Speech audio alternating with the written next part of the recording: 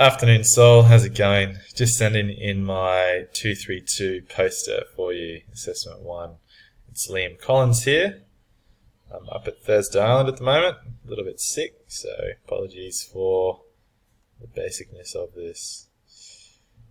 I've just taken a few snippets from the start of my personal teaching philosophy, Part A for QTPA, and put them on a piece of paper, and I'm going to read them out for you. As an undergraduate teacher, I currently have two main foci: to support students in setting and achieving high educational outcomes relative to their context, and to support the well-being of students within my care.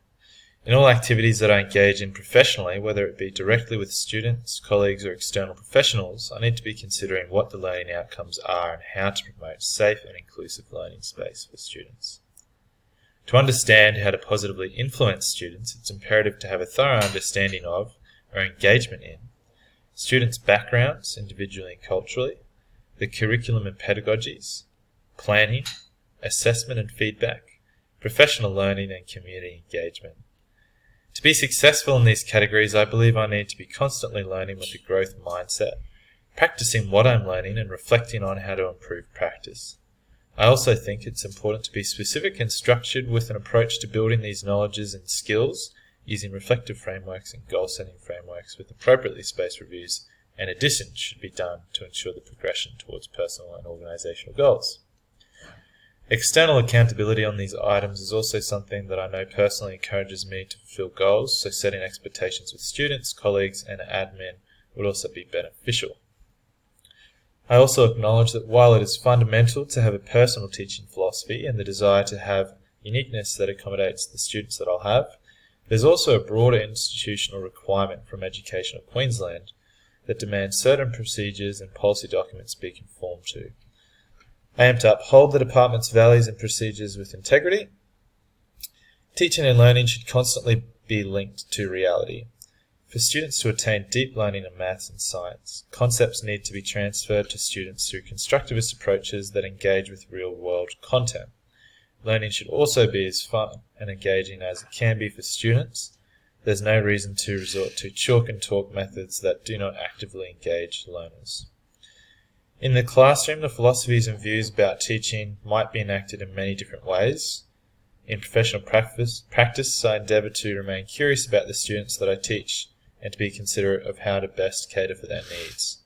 By considering their opinions and values in how content is taught, I try to make learning valuable for them.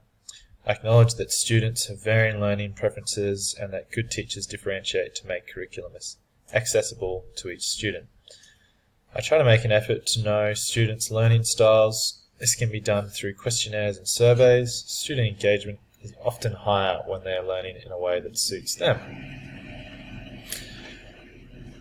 On some of the other things from my philosophy, such as knowing curriculum and pedagogies, planning, assessment and feedback, and professional learning, I try and focus on relationships that I have with colleagues and other professionals to make sure that you're always keeping as up to date on curriculum and pedagogies as possible, specifically within the context of where you're teaching. So frequently engaging in professional discussions. I try and do that very often on practicals. In terms of community engagement as well, trying to have a good relationship with the students, but also taking any opportunity to meet their parents as well, especially being up at Thursday Island and working in other remote communities. That's very important to them. So trying to, I guess, know what's important to people and trying to support them with it. Well, thank you very much for listening, and I will see you in a couple of months when I'm back down south. All the best. Bye.